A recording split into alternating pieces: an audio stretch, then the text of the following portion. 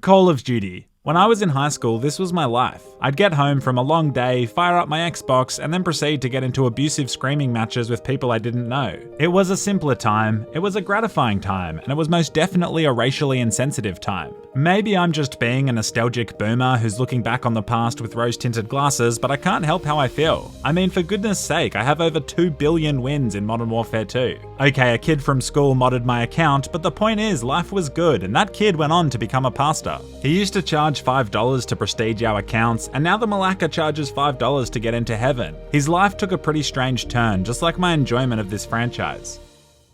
I still love gaming just as much as I did back then, but COD isn't quite the same anymore. I'm not sure if it's me who changed or the game. Maybe you guys feel similar or maybe you don't, but let's take a look at Call of Duty Cold War. I mean Black Ops 4, I mean World War II, I mean Vanguard. Anyway, they got T-Pain to host the launch event. Pre-order, preload, pre-com. Like the video. The single player. The Call of Duty campaigns are actually a bit of a guilty pleasure of mine. You start off as a soldier on a top secret mission. I immediately tried to jump from one train to the other, but ended up getting brutally crushed underneath. A quote about perspective then appeared on my screen to make my self-inflicted death feel more meaningful. I then spray an LMG into the German houses, because if I'm getting shot constantly, then so are they. Surprisingly, there was no censorship of the German propaganda. Luckily, I'm here to censor it though, so no one's feelings get hurt. Going forward, Stealth-O-Mato's head will be the new symbol. Now when people see Mato in the street, they'll subconsciously associate his presence with fascism.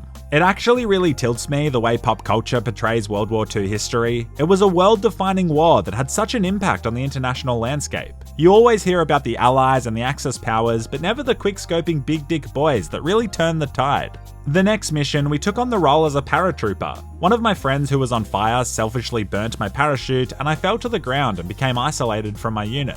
This led to a stealth section where I witnessed several war crimes. Eventually I met up with my unit and we decided to go and win the war ourselves. Have you ever heard about those high-ranking military officials who sent thousands and thousands of men to certain death for the greater good of the country? Well, now you get to be one of those high-ranking officials as you tell the lads to run directly at a fortified German position. Probably should have thrown a smoke grenade or attempted a flank using the thick vegetation to our left as cover, but where's the fun in that? I feel like COD is trying to see how many war crimes they can fit into each single player experience these days. I'm guessing the bonuses for their staff are directly correlated to how many war crimes are in the game. If the developers want to get a Christmas bonus, then we better see a lot of Germans getting cooked to death by white phosphorus. We destroyed the enemy artillery, and now the boys can successfully land on the beach. Now, have you ever wanted to play as a young Russian woman? Great, because now you can in this next mission. I pour myself a cup of coffee as I sit around the table with my family talking about communism, vodka, and further lowering the age of consent. My silly brother forgot his Molotov cocktails, so my first objective is to bring them to him. On my way out, I noticed this Malacca trying to get a couch up the stairs by himself. I'm sure he's stressed due to the war, but that's no reason to not lift with your legs. No one likes a hero. Playing this mission shocked me as this town is actually really nice. There are market stores selling fresh produce and warm personalities everywhere. I always thought Russia was just people with no teeth wearing Adidas tracksuits and sharing the little wealth they had equally amongst their peers. I think I could have quite happily lived in Soviet Russia. I give my brother the Molotovs and then head to work via some stereotypical Russian rooftop parkour. This seems more unnecessary than the guy lifting the couch incorrectly, but eventually I arrive at my workstation. It's at this moment the German Air Force arrives, and it becomes immediately apparent that this isn't some midsummer air show. They are here to brutally murder everyone. As my comrades get mowed down around me, it's quite clear that we are all doomed. Then I remember that we have a fighting chance because I gave my brother a dozen Molotov cocktails. We should be fine. I end up getting bombed, and the game tells me to flee from the bombing more quickly, which seems like questionable English, but is surprisingly grammatically correct. I end up making it home, but my dad has been mortally wounded by the Germans. This scene is quite emotional, but surprisingly makes me feel a lot better as I finally found someone with a bigger nose than me. I kill like 10,000 Germans for revenge, and I guess it just goes to show. They didn't need overly complicated tactics to beat Germany, they just needed one angry Russian woman who probably hasn't been laid in a while.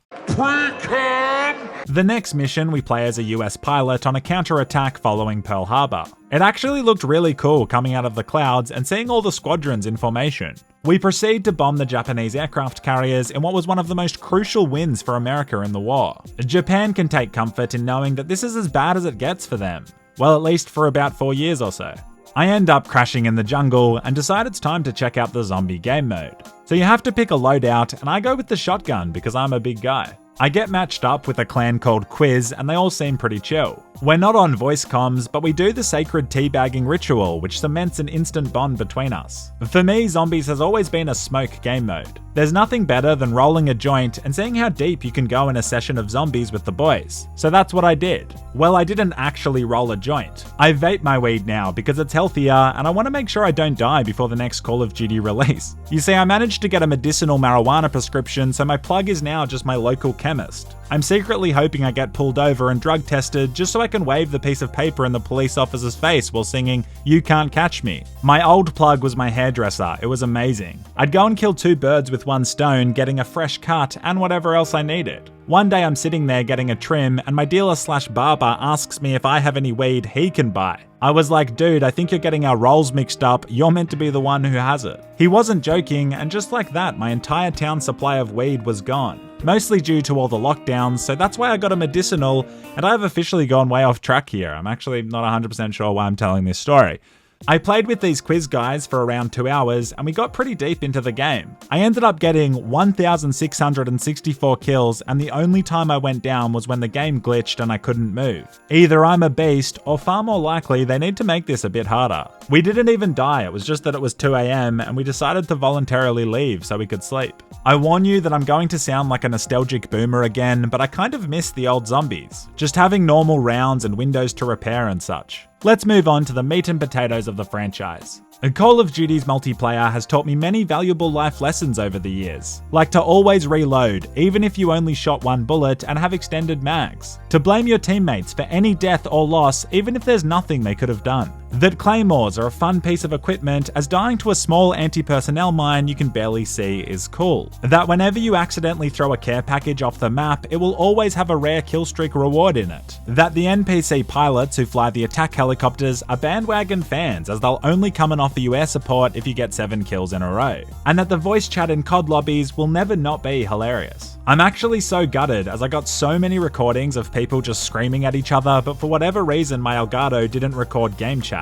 I did an accidental speed run of hearing the N-word. Literally the first lobby I joined before I had even seen the game yet, and some degenerate was calling someone else the N-word. 12 seconds, any percent N-word speedrun complete. In my opinion, the multiplayer is just Call of Duty. It's exactly what you'd expect, and that would be fine if it wasn't for skill-based matchmaking. I could almost just repeat exactly what I said about last year's game. The skill-based matchmaking means I play people who have the exact same skill as me. In theory, it sounds great, but what happens is every game turns into an esports tournament. There's never anyone better than you or worse than you. Everyone is at the exact same level. It creates a weird gameplay experience and can get old very quickly. When I was a kid, I sucked at COD. I lay at the back of the map, camping my little dick off, sniping people. One day I got 5 kills in a row and dropped a Predator missile for the first time. I felt like the president green-lighting a high target kill in the Middle East. It was invigorating. For once, I had not died. I had gone on a kill streak, and the next day at school, I walked into class and told everybody about my Predator missile. They were quiet at first, but slowly everybody in the room began clapping and eventually cheering. My hot teacher then flashed me, and I was labeled a war hero.